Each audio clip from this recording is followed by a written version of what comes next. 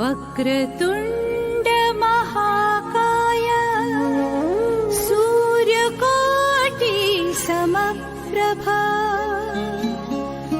निर्विघ्नं कुरु मे देव सर्वकार्येषु सर्वदा। या देवी सर्वभूतेषु शक्तिरूपेण संस्थिता नमस्तस्यै नमस्तस्यै नमस्तस्यै नमो नमः। नमस्कार मित्रों, आपका मेरे इस YouTube चैनल एस्ट्रोलॉजी विद प्रीति में हार्दिक अभिनंदन है। मित्रों, आज मैं लेकर आई हूँ जगत जननी माँ दुर्गा के आने वाले नवरात्र के विषय में कुछ चर्चा और कुछ जानकारियाँ। मित्रों, ये तो आप लोगों को पता ही होगा कि माँ विश्व की जननी है, जगत जननी है। इस सृष्टि के प्रत्येक वस्तुओं को चलाने के लिए उनका ही सहयोग प्राप्त होता है। उनके सहयोग के बिना हमारी प्रकृति नहीं चल सकती है। मित्रों, जब व्यक्ति हर प्रकार से कष्टों में घिरा होता है तब वो कहाँ जाना सबसे ज़्यादा पसंद करता है? मित्रों, अपनी माँ के पास। एक माँ ही है जो व्यक्ति के हर दुखों को हर लेती है, चाहे वो कितने भी कष्ट में हो, लेकिन अपने दुखों को भूल जाती है और बच्चे के दुख को ख़त्म करने के लिए हर वो प्रयास करती है जो वो कर सकती है। तो मित्रों, तैयार हो जाइए, माँ आ रही हैं 17 अक्टूबर 2020 दिन शनिवार को। उनके स्वागत की तैयारी प्रारंभ करिए। मित्रों, बता दें कि आने वाली 17 अक्टूबर 2020 दिन शनिवार को नवरात्र प्रारंभ हो रहे हैं। आश्विन शुक्ल पक्ष की प्रतिपदा तिथि इसी दिन पड़ रही है। मित्रों, ये बता दें कि नवरात्र जो है इसमें माँ दुर्गा के 9 रूपों की पूजा नित्य दिन में करी जाती है। प्रथम दिन में एक रूप की, द्वितीय दिन में एक रूप की, इस तरीके से 9 दिन में हम उनके 9 रूपों की पूजा उपासना करते हैं। मित्रों, ये बता दें कि 17 अक्टूबर दिन शनिवार 2020 को आश्विन शुक्ल पक्ष की प्रतिपदा तिथि है। उस दिन से नवरात्र प्रारंभ हो रहे हैं और 24 तारीख को अष्टमी तिथि पड़ रही है। 25 तारीख को नवमी तिथि है और साथ ही साथ विजयदशमी का भी पर्व अर्थात दशहरा भी उसी दिन मनाया जाएगा। मित्रों, सबसे पहले कलश स्थापना का समय आप नोट कर लें कि कलश स्थापना 17 अक्टूबर को 6:27 से 10:13 तक है। मित्रों, ये बता दें कि अगर अलग अलग शहरों में, क्योंकि पंचांग के हिसाब से अलग अलग शहरों में अलग अलग समय होता है, तो इसको ध्यान में रखते हुए आप इस बात को ध्यान करें कि 6:30 से 10 बजे तक आप अपने कलश स्थापना का सारा कार्यक्रम कर लें। कहा जाता है कि आप ये समझ लीजिए कि दिन के 1/3 हिस्से के पहले ही हमारा कलश स्थापना का कार्यक्रम हो जाना चाहिए। मित्रों, अभिजीत मुहूर्त में भी कलश स्थापना का बहुत अच्छा समय होता है, जो कि 11:44 से 12:29 पर उस दिन पड़ रहा है। हो सके तो राहु काल को बचा लें, 9:01 से 10:27 तक है। वैसे राहु काल का इतना महत्व नहीं होता है, लेकिन फिर भी अगर आप चाहें तो 6:30 से, इतना टाइम है कि 6:30 से 9 बजे तक आप घट स्थापना कर सकते हैं। मित्रों, आपको ये बता दें कि शारदीय नवरात्र क्यों इतना ज़्यादा प्रसिद्ध रहता है। देखिए मित्रों, वैसे तो 4 नवरात्र पड़ते हैं, 2 गुप्त नवरात्र होते हैं और 2 ये नवरात्र होते हैं जो हर व्यक्ति मनाता है। मित्रों, उसमें भी शारदीय नवरात्र में कहा जाता है कि सभी देवताओं ने जब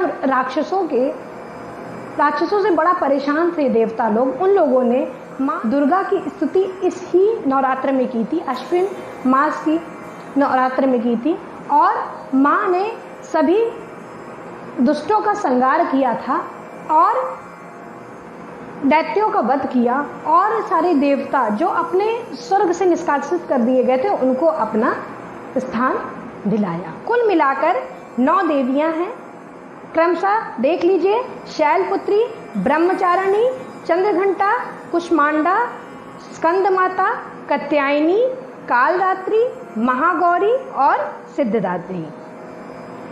माँ एक ही है, माँ अलग अलग नहीं है, लेकिन उनके रूप कहे गए हैं। तो उसको अगर आप देखते हैं तो हर रूप की आराधना करिए, पर माँ एक ही है। मित्रों, बता दें कि ये नवरात्र में आपका बहुत अच्छा समय है कि आप साधना उपासना करके माँ को प्रसन्न कर लें और माँ के आशीर्वाद को प्राप्त करें, क्योंकि हर पुराण में, हर किसी भी पुराण को आप उठाएंगे, माँ की महिमा का वर्णन किया गया है। हर जगह माँ ही ऐसी है जो हमें हर कष्टों से मुक्ति दिला सकती है। मित्रों, इसी को ध्यान करते हुए कि हमें किस तरीके की साधना करनी चाहिए, तो मित्रों सभी ऋषियों ने, बहुत सारे ऋषियों ने परम गुप्त कल्याणकारी दुर्गा सप्तशती के पाठ को बताया है कि इस नवरात्र में दुर्गा सप्तशती के पाठ अवश्य करें। मित्रों, दुर्गा सप्तशती में बता दें कि कुल 700 श्लोक हैं, जिसे ब्रह्मा, वशिष्ठ और विश्वामित्र 3 ऋषियों ने मिलकर इसकी रचना की। क्योंकि 700 श्लोक हैं इसलिए इसे दुर्गा सप्तशती कहा जाता है। मित्रों, एक तरीके का ये तंत्र विज्ञान है, तांत्रिक क्रियाओं से भरा हुआ है बिल्कुल।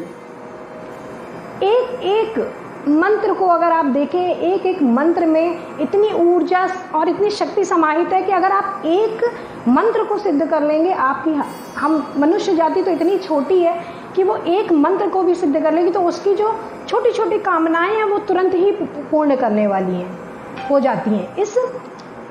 इस दुर्गा सप्तशती के एक मंत्र की बात बता रहे हैं, पूरी तो बात ही अलग है। उतनी तो हम लोगों के अंदर क्षमता भी नहीं है कि कोई उसको इतना सिद्ध कर ले।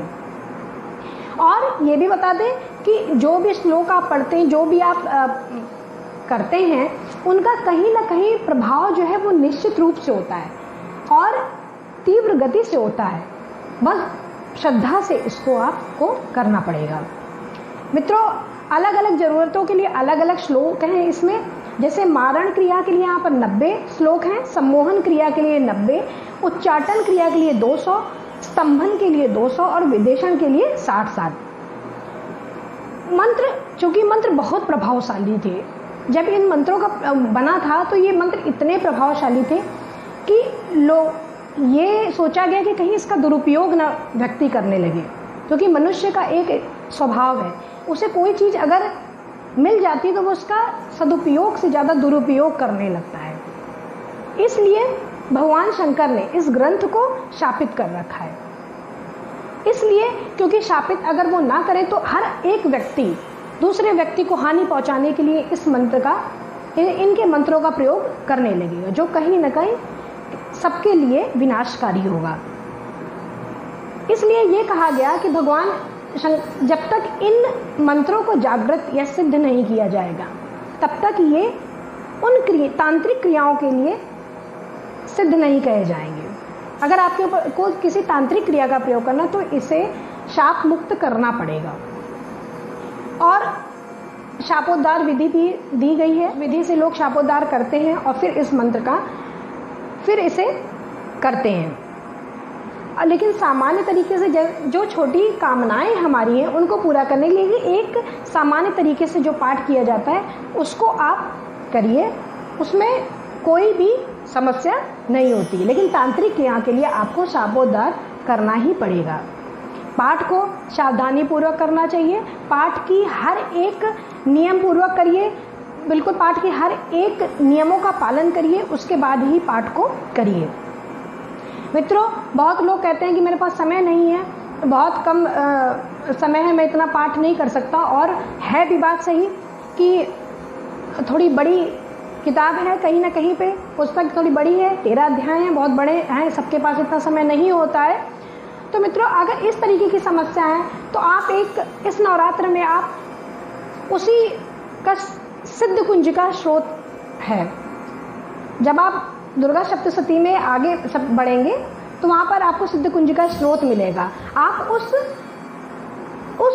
का भी आप चाहे तो इस नवरात्र से प्रारंभ कर सकते हैं। बहुत ही सिद्ध, उसके नाम से ही आपको समझ में आ रहा होगा, सिद्ध कुंज का स्रोत बहुत ही सिद्ध है। वो जितने भी मंत्र हैं, हर एक मंत्र, जैसे ये सप्त श्लोकी जितने भी मंत्र हैं, वो सारे के सारे आप समझ लीजिए कि बहुत ही महत्वपूर्ण है, और बहुत ही आप जो भी इच्छा रख के उसको करेंगे, आपकी इच्छा पूरी होगी। और कवच, अर्गला, कीलक, कवच आपकी सेफ्टी के लिए, जैसे आपको पता है कि कवच का प्रयोग क्यों होता है, पहले ज़माने में कवच का प्रयोग क्यों किया जाता था। अर्गला का प्रयोग, अर्गला मीन्स कुंडी होता है कि आपकी रक्षा करने के लिए, आपकी आसपास किसी तरीके की ना हो, उस तरीके की कि आपके ऊपर किसी भी तरीके का प्रभाव ना हो बुरी शक्तियों का, एक तरीके से आपको लॉक कर दिया जाए। इस तरीके की आपको इस तरीके से पाठ करना है। और कहीं ना कहीं आप बहुत कुछ नहीं कर सकते तो आप एक ही कोई भी ऐसा अध्याय ले लीजिए और उसका आप पाठ करिए। आप इस तरीके से कर सकते हैं, देवी सूक्त का पाठ कर सकते हैं, कुछ भी एक पाठ आप अवश्य इस नवरात्र में करिए और देखिए माँ की शक्ति कि वो आपको हर उस चीज़ को देगी जो आप कामना करेंगे, क्योंकि हमारी कामनाएं उनके सामने बहुत छोटी हैं। जो हम ये सोचते हैं कि हमारी ये कामनाएं जितनी है, बहुत इतना पैसा, इतना ये सब हमें मिलेगा कि नहीं, उनके लिए कुछ नहीं है।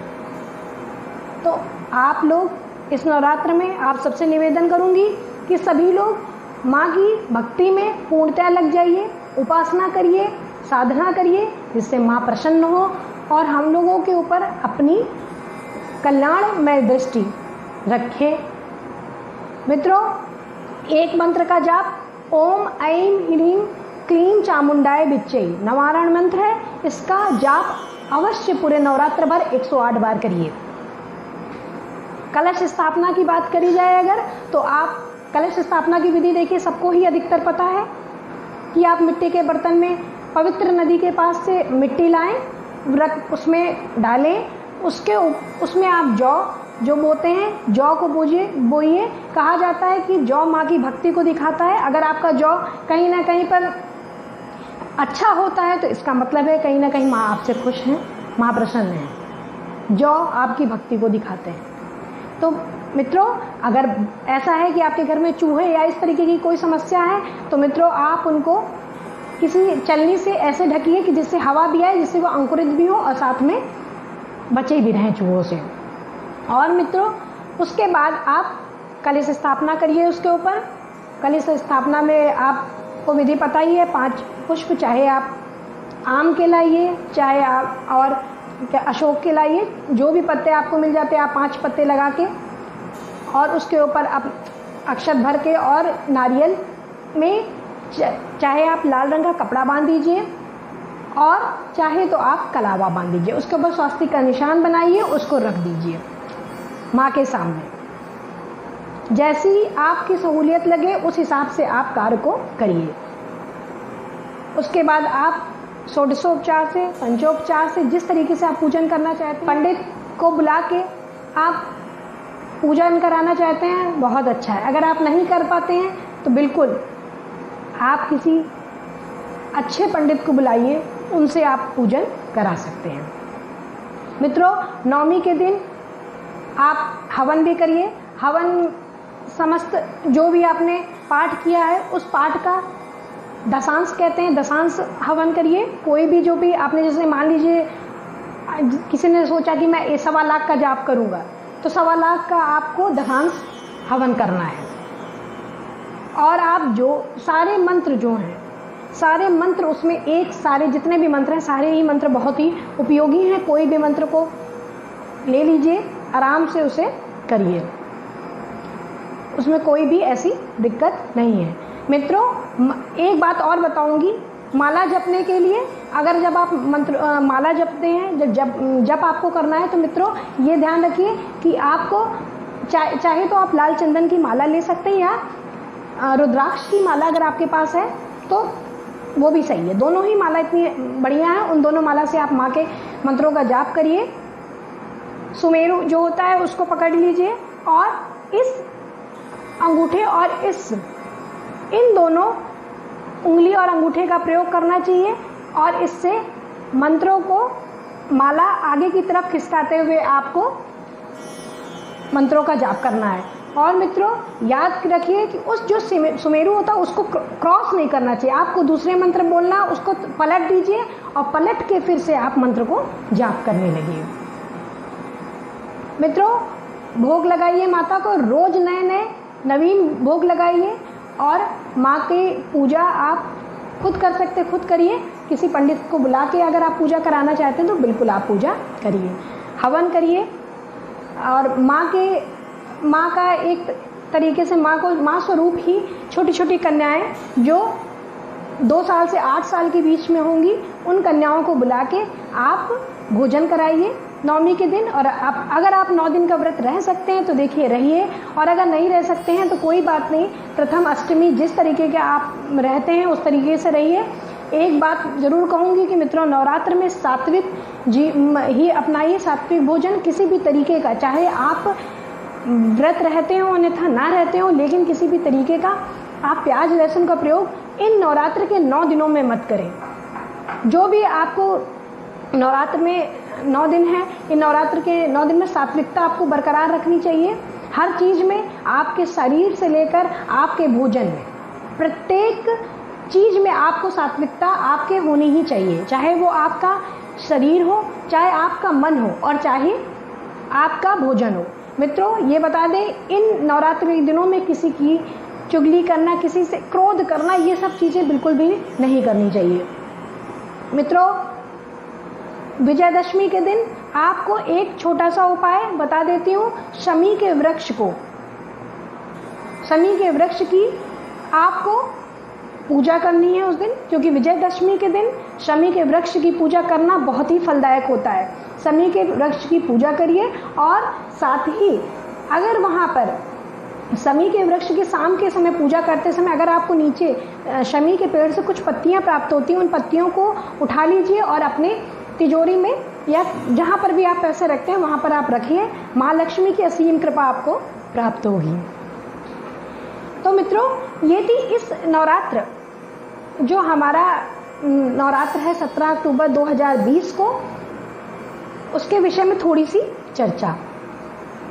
मित्रों आप याद रखिएगा 17 अक्टूबर 2020 दिन शनिवार को से नवरात्र प्रारंभ हो रहे हैं। 24 अक्टूबर दिन शनिवार को अष्टमी तिथि है। नवमी तिथि,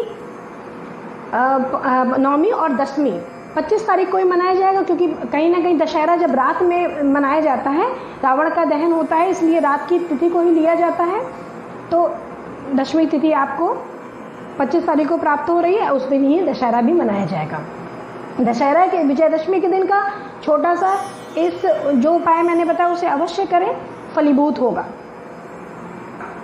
तो मित्रों आज के लिए बस इतना, इस आशा के साथ कि माँ हमारे घर 17 अक्टूबर को आए, हम उनके स्वागत के लिए पूर्ण रूप पेड़ तैयार रहें। नए आभूषण, नए वस्त्र हर तरीके से सजाएं, माँ के मंदिर को सजाएं, माँ के लिए हर वो चीज़ करें जो माँ को प्रसन्न करे और माँ आपको वरदान दे, आपको आपके परिवार की रक्षा करें। तो इसी कामना के साथ कि माँ सबके ऊपर अपने आशीर्वाद की बौछार करेंगी, इसी आशा के साथ मित्रों अगले एपिसोड में मैं फिर से हाजिर होंगी कुछ नई जानकारियाँ लेकर ज्योतिष विज्ञान से संबंधित। तब तक के लिए नमस्कार।